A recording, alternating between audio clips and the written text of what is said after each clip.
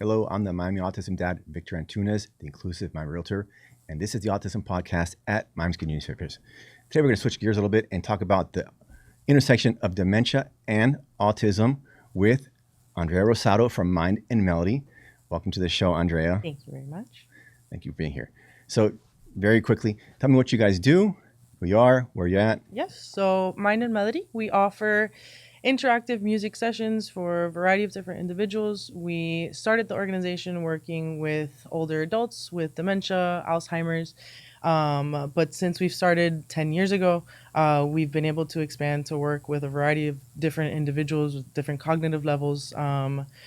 Met you working at the Dan Marino event. We work with the autism community now, again, doing these interactive sessions. We work with individuals in long-term care facilities as well, all age ranges, different conditions, different maybe stroke, that they've had strokes or they've had car accidents. And again, individuals with autism and stuff, again, interactive music sessions. We send out professional musicians to these sessions. And we do some performance, but it's mixed in with some activities. We hand out little instruments, we hand out tambourines, maracas, and stuff like that. And it's an interactive thing. So they participate in the session with us, and it's with the purpose of having them engaged, having them connecting with us through music. And that's we want to bring them joy and connection. And we've been successful in doing it thus far. Very nice. Now, my daughter, she's autistic, and I can confirm she likes banging on stuff. Yep.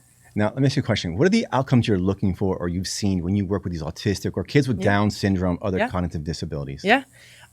We really, and this goes for all of our participants, Alzheimer's and dementia and all of them alike. We're looking for participation. Mm-hmm. We want to bring them moments of joy, moments of excitement. Even individuals or children and adults that we work with that are neurotypical and have known cognitive conditions at all.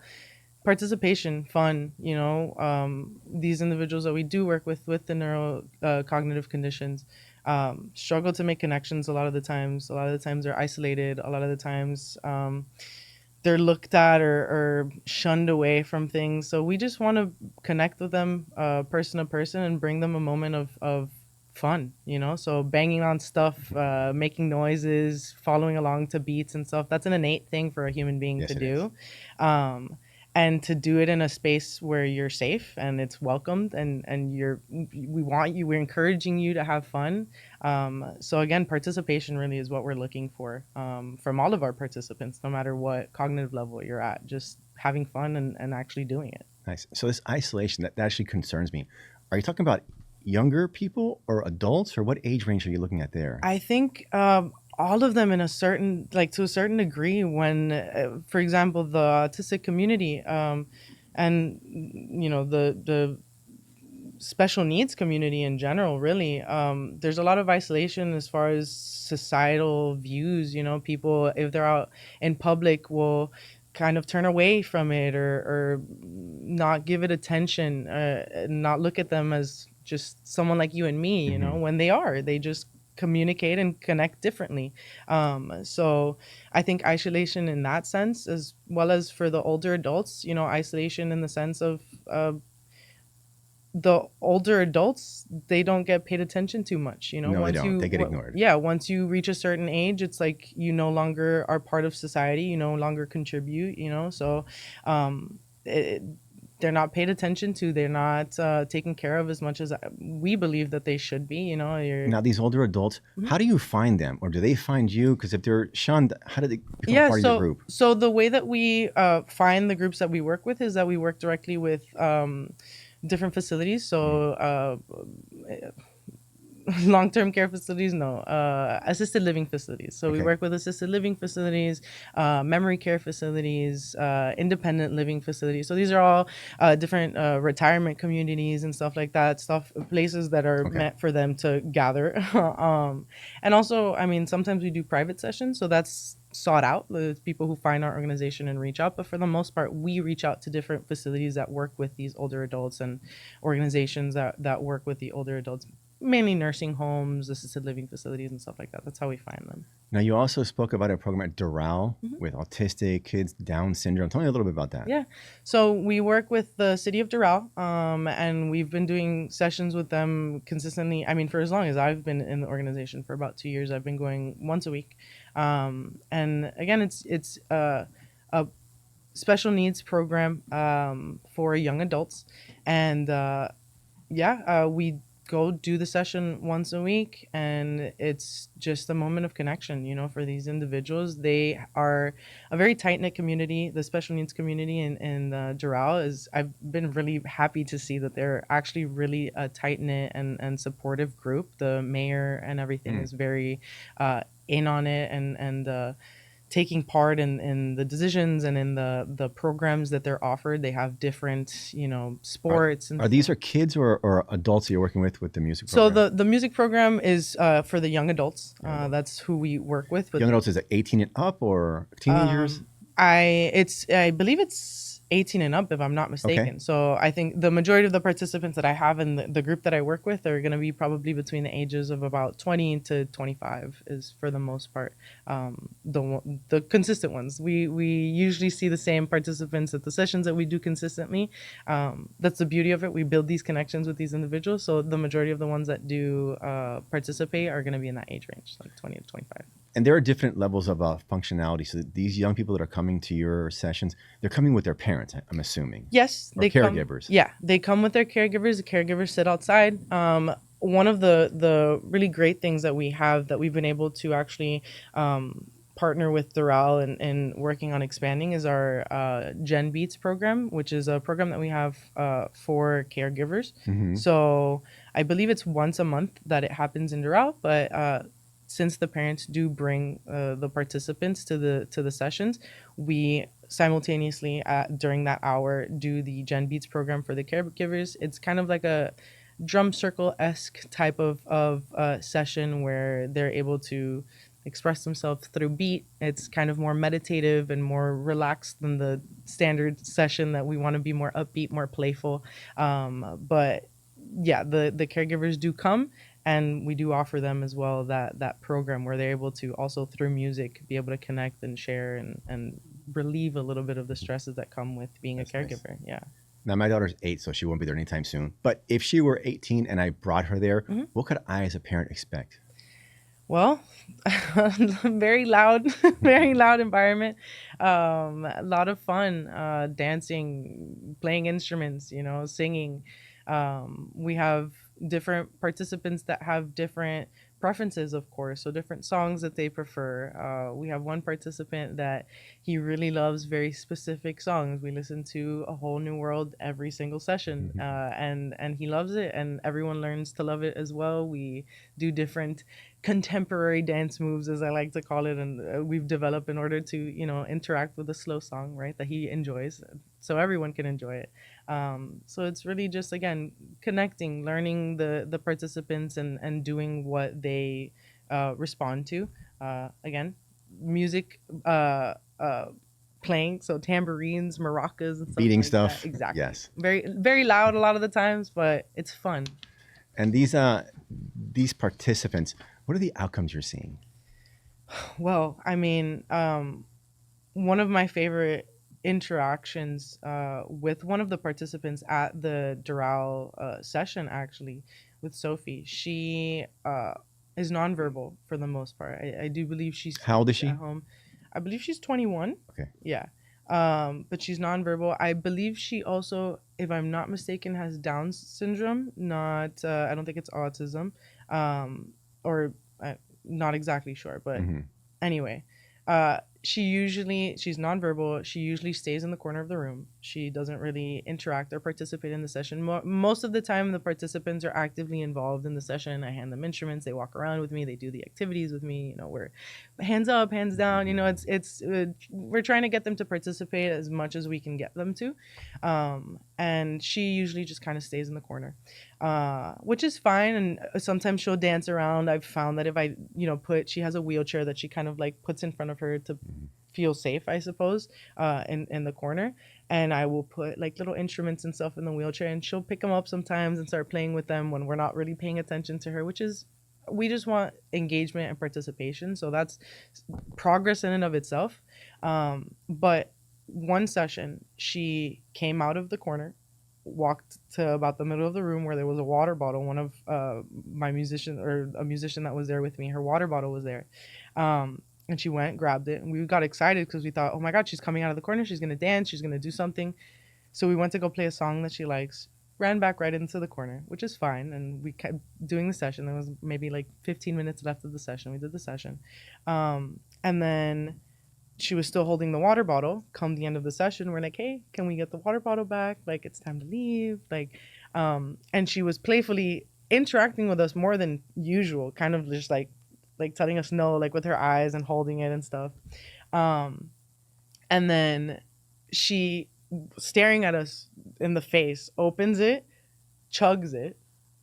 And then my coworker's like, you know what? It's yours. Like, don't worry about it. It's okay. Like, keep the water bottle. It's fine.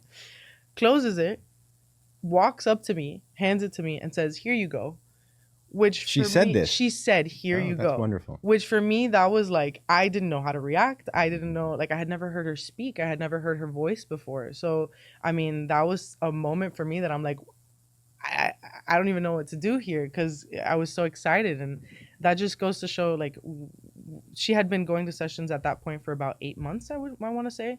So we had been building that connection, that communication, you know, through eye contact, through subtle gestures. I'll leave the instrument. I know that you don't want to be pressured to do it, so I'm going to just leave it there for you. And when you play it, yay, thank you. Like, that's amazing. So she felt safe enough to communicate with us in that sort of context. It was, here you go. Like, it wasn't that big of a sentence. She didn't say much after, you know. But that's something that's so huge and such an example for me of like the results that we get. We make people feel safe. We make people feel connected. We bring this sense of yeah, peace and joy to people through music, which facilitates connection, I think. So that's, I think, a perfect example, especially with that session of the results that we get, you know. So nice. Yeah. Now, Sophia, were her parents there? Her caregivers there? Yeah, her mom was actually, I believe, in next door in the Gen Beats session. Oh, nice. Yeah. And what kind of feedback do you get from the parents? Well, I mean, at that point, I asked her when she walked into the room. I was like, is she nonverbal, like, completely? Because she just spoke, and she's like, no, she speaks a lot at home. She speaks a lot at home. She just doesn't.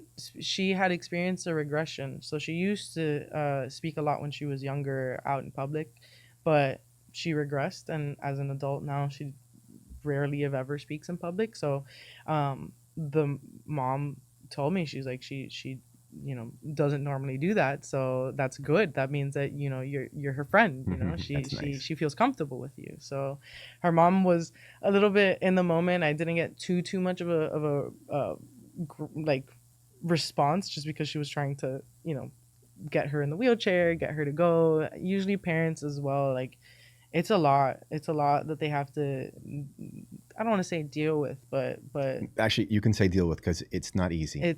So I completely understand being consumed by that interaction in the moment. She's trying to get her seated. She's trying to get her to move. She's not wanting to sit down. So she was kind of like in a lot of places, but she said that she feels, you're her friend. She feels comfortable with you. That's so And nice. I mean, it spoke for itself, you know. She wouldn't have done that if she didn't feel comfortable to do so. She doesn't normally, you know. Right. So yeah.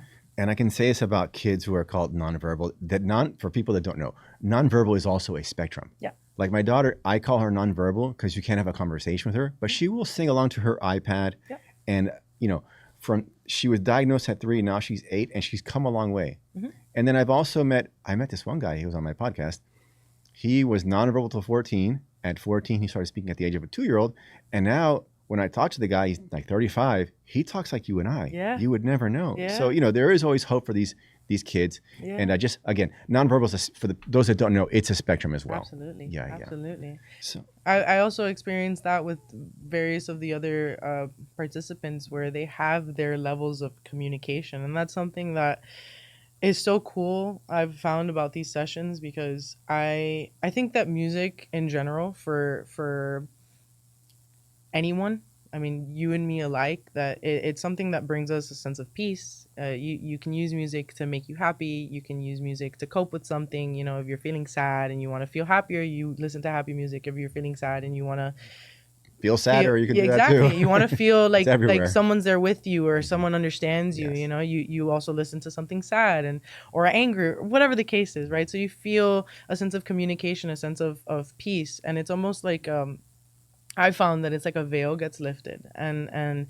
you are more authentic, or you're more Are you talking about present your veil was lifted or the participants? in the environment of music. I think that I would say the participants, but everyone's veil is lifted, right? When you're in the environment of music, you're listening to something that's bringing you a little bit of peace. It's bringing you a little bit of joy, you Mm-hmm. know? So I do find that the participants show a different version of themselves because of this, right? I get a completely different version of these kids than Mm-hmm. kids and adults, obviously, but then any of their caregivers do. I am friends with and speak with a lot of the different um, uh, workers. They're not even necessarily I guess in this context they are caregivers, but for example at Friendship Circle, you know, the different people who manage the programs and stuff, there's different programs that they do at, you know, Friendship Circle, who Mm-hmm. we are lucky enough to work with as well. They have karate, they have drama and stuff, and um, I've been told directly on several occasions that the version that they see of these participants in music is very different from the version that they get Of in course. other, you Of course. know, Yes. classes, because and I think it's that, you know, music kind of settles you in a way. For these individuals, a lot of, especially, I mean, in this special needs community is what I'm referring to, but a lot of what they experience is overstimulation. You know, their senses are heightened, or you know, their the way that they process things are different from us, so they get a little bit more anxious, or they cope with things by maybe being more quiet, or different tics that they have and stuff like that. And when they feel more relaxed, then they feel more, you know, just I guess present is something that music can also bring them. They show a different version of themselves, and it's easier to connect in that sense as well. So I mean, we've seen that time and time again with all kinds of participants. I mainly work with special needs, so Okay. I do see it all the time in that community, and same thing for the older adults. For those that don't know, the Friendship Circle is in the Killian area. They work with special needs kids. Now, the other part of town is the Dan Marino Foundation for Autism. What have you done with them? So we do, I believe, weekly sessions, if I'm not mistaken, with them. We also work with adults with the Dan Marino Foundation. We have one of our musicians that goes, and it's same thing. We do these 1 hour long sessions where it's just an hour of fun and connection through music. They play instruments, they listen to music. We have musicians that go that will perform for them as well, you know, different songs that they like. I also, my part of, I mean, the performances that I do are a lot of Old MacDonald Had a Farm and simple songs Nothing like wrong with that. that. Yeah, no, and those are the biggest hits, Can't right? forget them. Yeah, Everybody exactly. knows them. Exactly. Hakuna Matata, you know, That's a good one too. Yeah. exactly. But things that make them happy, things that Those are bring them very happy joy. songs. Absolutely. Yes, And absolutely. it brings them joy. It makes them excited. So same thing goes for the Dan Marino sessions. You know, it's these music sessions that they're able to find a little bit of entertainment, a little bit of joy, a little bit of fun, and Let me ask you a personal question. You've been at this for 2 years now. just about. I'm sure that there were preconceived notions you had going in that you no longer have. Can you give me some examples of those? Yeah. Honestly, at the beginning, it was very overwhelming. I had never had much experience. Like I said, the majority of the sessions that I do are with the special needs community. So I had never had much interaction with the special needs community before I started working with Mind and Melody. So I, at the beginning, didn't understand the way that they communicated. And how different it was. Not how different it was, but that it's just simply different from the way that we communicate. So I don't know about preconceived. I really went into it not really having any knowledge or idea of how it would go, but I remember it being very overwhelming because um, I myself overstimulated with the you know, loudness or the chaoticness that it might seem to someone who isn't familiar with it. but once I started to get to know them, I realized that it's just a matter of communicating with them a little bit differently. That they have different things that they respond to, and once you get to know them, you can work with that. So, as far as preconceived, I think I went into it not really having any idea. If anything, I was honestly a little bit afraid because I didn't know how to handle it and how to deal with it, and I think that's the a common consensus for most of society, that they just don't know how to connect and communicate with these individuals. And I think the biggest lesson that I learned in that is that you don't need to. It's just being present with them and seeing them and learning them. Just like it is for interacting with anybody else. It's just very a different presentation that they have, but there's no need to be afraid of it. No. So I think that people are afraid of embarrassing themselves. Like before my daughter was diagnosed and I was in like this world, of course you're always going to see disabled people. And if you just embarrass of just like doing something that would look silly. yeah. But I would just tell people like, don't worry. Like me, Yeah. like I'm 5 years into this journey. Like it's all water off my back. Yeah, and I think that, I mean, we work with special needs. I also mentioned to you that we work with different long-term care facilities. For example, there's Hmm. one that I've done sessions at, that there's all types of participants, and it's different conditions that they have, maybe that they've had different sorts of accidents, or things that have impaired them in one way or another. And I think that speaks to, sometimes when people look at these individuals, they don't know how to interact with them.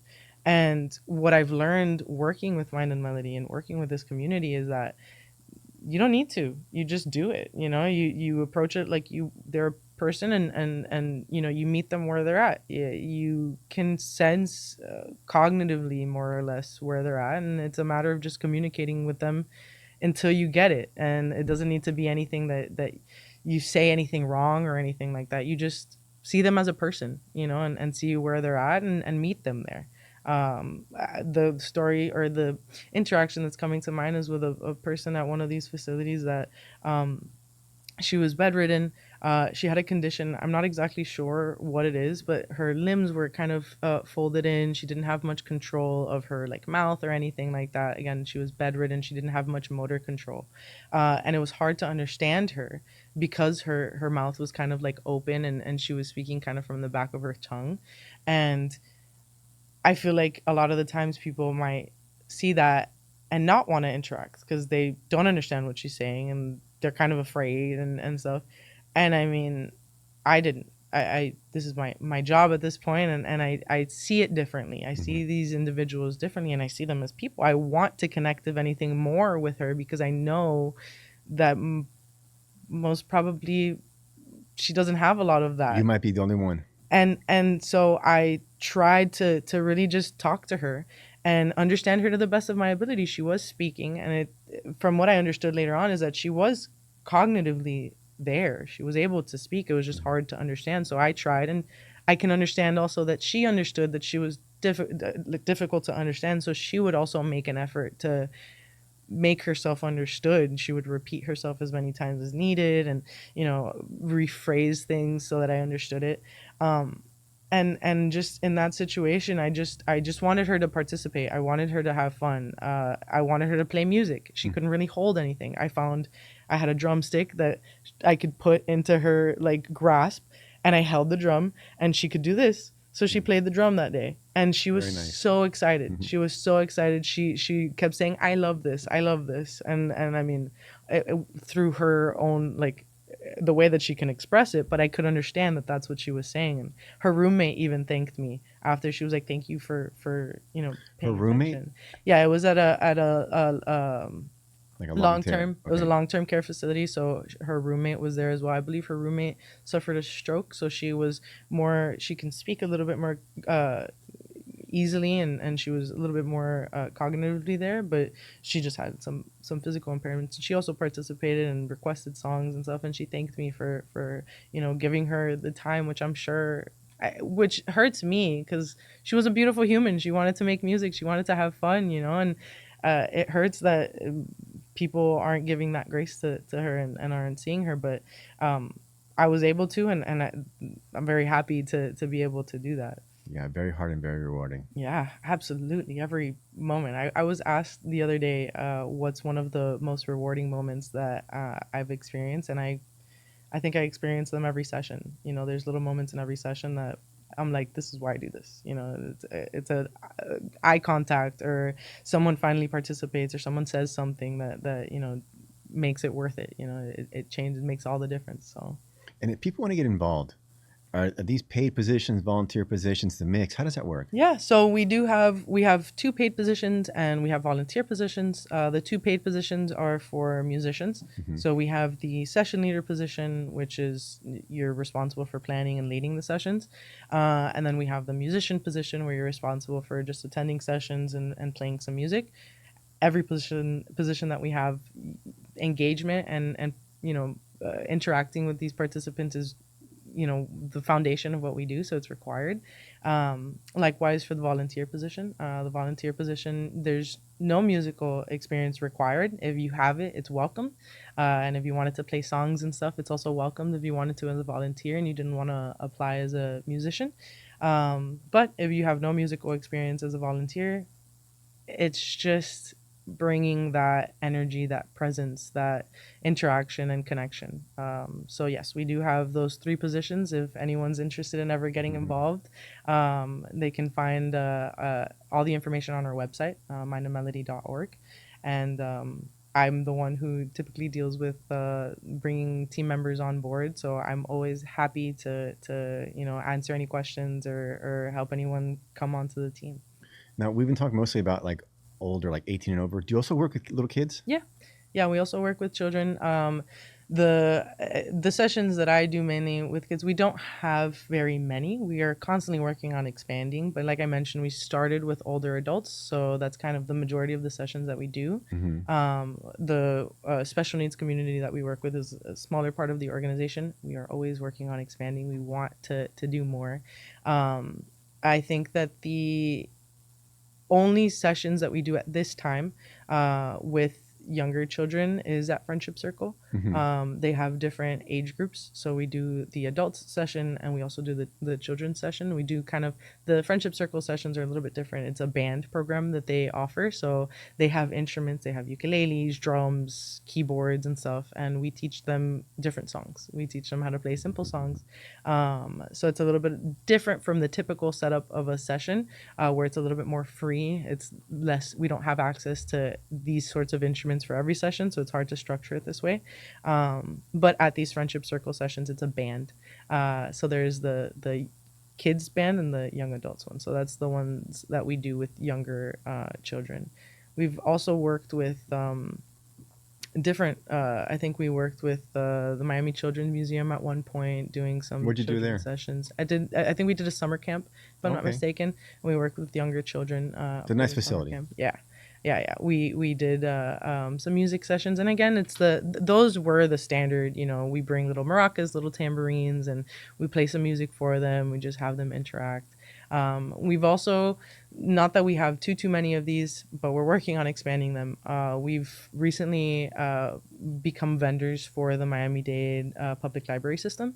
So we have it's like a mommy and me music session Hmm. for younger I've children. seen these at the libraries. Yeah, Yes. Okay. yeah. Yeah. Very So nice. Very it's sweet. yeah, it's an hour long and it's about 30 minutes of interactive music. Again, Is little that on your visuals. website also? The library one, I don't believe we have it on our website so far. I Mm. think it's something that's done directly through the branches, the Okay. library branches. So if anyone's interested in having us at the libraries, reach out to your local library.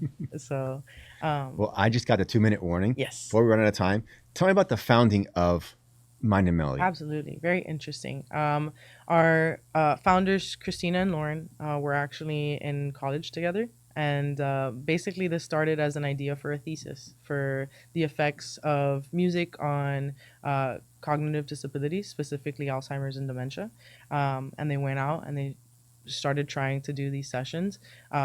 For I think research purposes, it didn't turn out to be something that they can use for the thesis, but because of the effects that they saw in these sessions that they did, it kind of turned into a passion project, and they started doing these sessions with a facility for older adults.